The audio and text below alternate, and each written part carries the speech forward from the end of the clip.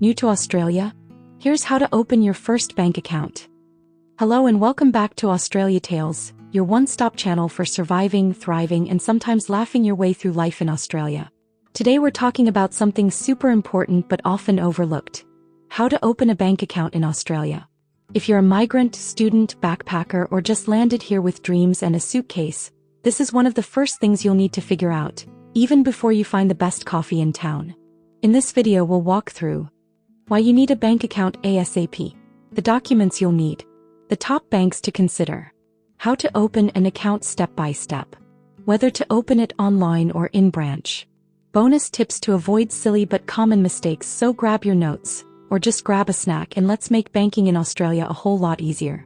And hey, don't forget to subscribe to Australia Tales because we've got a ton of useful content coming up, from tax tips to cheap grocery hacks, and even weird Aussie slang translations. Oh, and if you've had a really weird or wonderful experience while opening a bank account in Australia, let us know in the comments.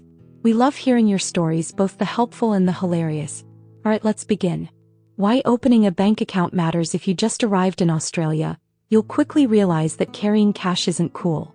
People here pay for their coffee, groceries, and even vending machine snacks with their phone or smartwatch. It's almost suspicious if someone pays with a $50 note. A bank account is more than just a place to put your money. It's the key to getting paid if you're working, receiving your tax refunds, paying rent or bills, and ordering that first emergency Uber when your feet give up on public transport. Plus, many student visas or migrant requirements expect you to have a local bank account. Some employers won't pay you unless you do. When should you open it? The golden rule is: open your bank account within 6 weeks of arriving in Australia. If you do it within this window, the documentation process is much simpler. After that, banks get a little more fussy. So don't delay. You don't want to be eating instant noodles just because you can't access your own money. What you need to open a bank account now. Let's talk paperwork. Don't worry, it's not scary. Here's what most banks will ask for: passport, Australian residential address can be temporary, email address and Australian mobile number, student ID or proof of enrollment if you're a student, tax file number, optional at first, but good to provide later. Pro tip: if you don't have a TFN yet, you can still open the account, but the bank might deduct more tax from your savings interest until you update it. Should you open the account online or in person? Both options work, but it depends on your situation. If you're still overseas but arriving soon, some banks let you pre-open your account online from your home country. For example, Commonwealth Bank, ANZ, and NAB all offer this service. When you land, you just walk into a branch with your ID and activate it. If you're already in Australia, you can go straight to a bank branch or open it online. In-branch is better if you want help or have questions. Online is great if you hate queues and trust yourself with forms. Funny but true, some students walk into the bank with 12 passport-sized photos thinking they're needed. Nope. You just need the original documents, not your high school yearbook. Top banks in Australia and how to choose one. There are 4 major banks, creatively called the Big Four. 1. Commonwealth Bank. Very popular with students and migrants. Big ATM network. Great up. Yellow branding equals you won't miss it. 2. Ends. Friendly mobile banking. International student-friendly accounts. Light blue vibe. 3. Westpac. Offers low-fee or no-fee student accounts. Partnered with many universities. 4. National Australia Bank. Fee-free everyday accounts. Simple and solid. Other good options. Good for saving and no ATM fees if you follow rules. Bankwest. Owned by CBA but often with different deals. CUA or local credit unions. Great if you're living regionally. Things to consider: are there branches or ATMs near you? Is there a student migrant specific account? Are there account keeping fees? What are the app features like? You don't want to end up with a fancy sounding bank that's only available in 3 suburbs of Sydney. Step by step: how to open your bank account. Step 1. Choose your bank. Research online or ask friends. Look for student or migrant account options. Step 2. Gather your documents: passport, visa, address, phone number, email. You're basically building your mini resume for the bank. Step 3. Open the account. Online. Fill out the application on their website. Takes about 10 minutes. In branch. Book an appointment or walk in. Staff will help you fill out forms.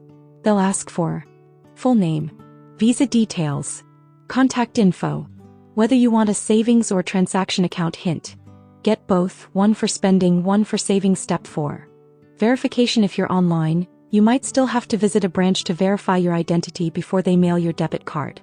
Step 5. Get your debit card. You'll receive your debit card in 3-7 business days by mail, or sometimes they give a temporary one in branch.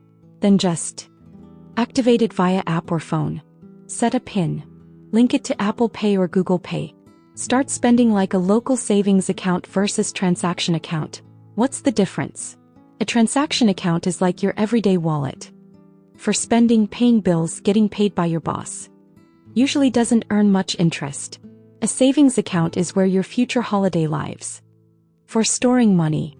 Usually earns interest, but only if you follow rules like no withdrawals or depositing a minimum each month. Banks often let you open both at the same time.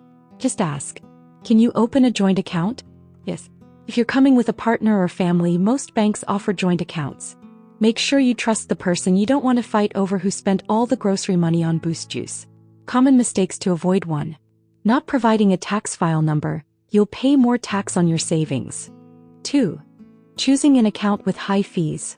Always check for student migrant fee waivers. 3. Forgetting to update your address. Banks send your debit card to the wrong place. Big headache. 4. Throwing out the PIN letter. Don't do it. You'll regret it. 5. Trying to use overseas cards for months. You'll waste money on conversion fees. Final tips. Make use of banking apps. They are really good in Australia. Most banks have chat support for quick help.